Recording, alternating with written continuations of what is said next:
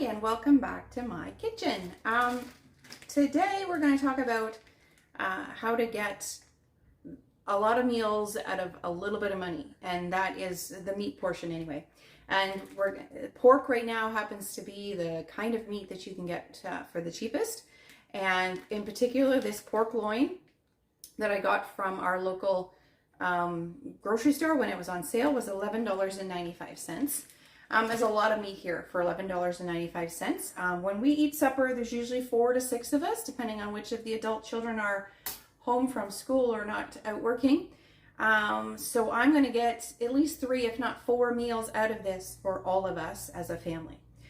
So there's two ends to everything, I guess, right? But one end is a little bit more of your sort of traditional pork chop look to it, sort of more clean, and the other end is a little bit more of your sort of marbled looking meat, less of what's going to be your white meat. So what I usually do is I cut a fair sized chunk off this end here and put it aside to be a small roast. So I can stick that in my slow cooker because it's going to keep it really nice and tender. And now you can see that that next one's going to be a nice pork chop. So then after that, I've got pork chops. So that's a roast followed by pork chops. And these ones I'm cutting are a little bit thick. You could do fast fry ones. You'll get more of them, of course. But I tend to like them to be just a little bit on the thicker side. And it's got some fat on them, and that's good. That's what's going to keep your meat tender while you're cooking it. But it's still got that sort of nice lean part in the main part of the meat. So there we go. I'm going to cut off a few more of those, probably speed this up a little bit.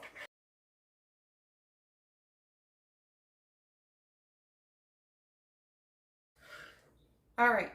So now that I've got all my chops cut off there, and I've got 1, 2, 3, 4, 5, 6, 7, 8 chops. So that could be 2 meals depending on who's around.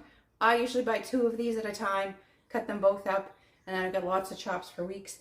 And then this end piece here, that tends to get a little bit too, it's not really chop worthy. There's a little bit too much fat in there to be able to cut around nicely when you're eating. So this is what I'm going to use for either cutting up into small pieces to put into a pho inspired soup or to make pulled pork with. So it's amazing for pulled pork. So just cook that up, and maybe one day that'll be one of my recipes on my channel. So the only other important thing I want to stress is that when you're buying a lot of meat and cutting it up in preparation, you do want a container that will keep your meat fresh in the freezer. So fresh in the sense that it won't get freezer burnt. I use the Tupperware freezer mates. They're designed for the freezer. You can see they're super flexible. And they keep the lid, the way it's designed, keeps the frost away from the food itself, as long as your food's not touching the lid. So that's important, that when this is another freezer meat, I put usually the roast plus another little piece in here that I'm going to use for my pulled pork. And that way your meat will last as long as you need it to, so that you can always hit the sales and make great use of all of the meat for weeks or months to come even. So thanks for watching.